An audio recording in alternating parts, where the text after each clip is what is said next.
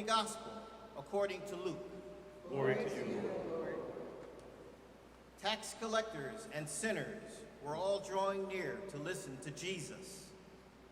But the Pharisees and scribes began to complain, saying, "This man welcomes sinners and eats with them." So to them he addressed this parable. What man among you, having 100 sheep and losing one of them, would not leave the 99 in the desert and go after the lost one until he finds it? And when he does find it, he sets it on his shoulders with great joy. And upon his arrival home, he calls together his friends and neighbors and say to them, "Rejoice with me, because I have found my lost sheep." Amen. I tell you, in just the same way, there will be more joy in heaven over one sinner who repents than over 99 righteous people who have no need of repentance. Or what a woman having 10 coins and losing one would not light a lamp and sweep the house, searching carefully until she finds it. And when she does find it, she calls together her friends and neighbors and say to them, "Rejoice with me, because I have found the coin that I lost." In just the same way, I tell you, there will be rejoicing among the angels of God over one sinner who repents. And then he said, "A man had 2 sons, and the younger son said to his father, 'Father, give me the share of your estate that should come to me.' So the father divided the property between them. After a few days, the younger son collected all his belongings and set forth to a distant country, where he squandered his inheritance on a life of dissipation. When he had freely spent everything, a severe famine struck that country, and he found himself in dire need. So he hired himself out to one of the local citizens, who sent him to his farm to attend the swine. And he longed to eat his fill of the pods on which the swine fed, but no one gave him anything.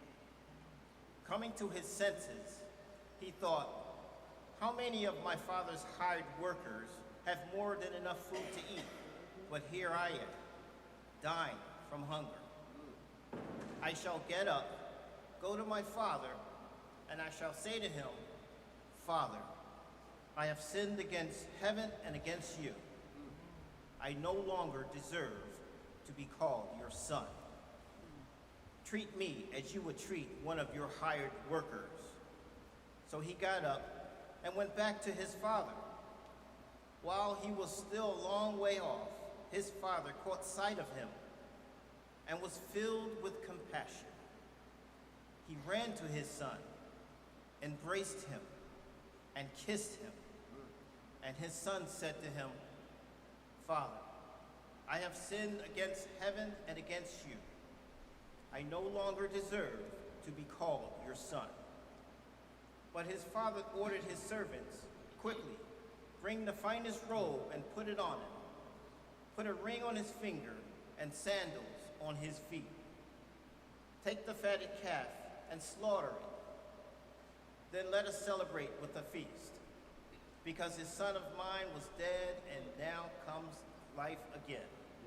Yes. He was lost and now has been found.' Then the celebration began. Now the older son had been out in the field, and on his way back near the house, he heard the sound of music and dancing. He called one of his servants and asked what this might mean. The servant said to him, 'Your brother has returned, and your father has slaughtered the fattened calf, because he has him back safe and sound.' He became angry, and when he refused to enter the house, his father came out and pleaded with him. He said to his father in reply, 'Look, all these years I've served you, and not once did I disobey your orders. Yet you gave me You never gave me even a young goat to feed on with my friends. But when your son returns, he swallowed up the property with prostitutes. For him you slaughtered the fattened calf. He said to him, my son, you are here with me always. Everything I have is yours. But now we must celebrate and rejoice because your brother was dead and has come to life again. Amen. He was lost and now has been found. The Gospel of the Lord. Praise to you, Lord Jesus.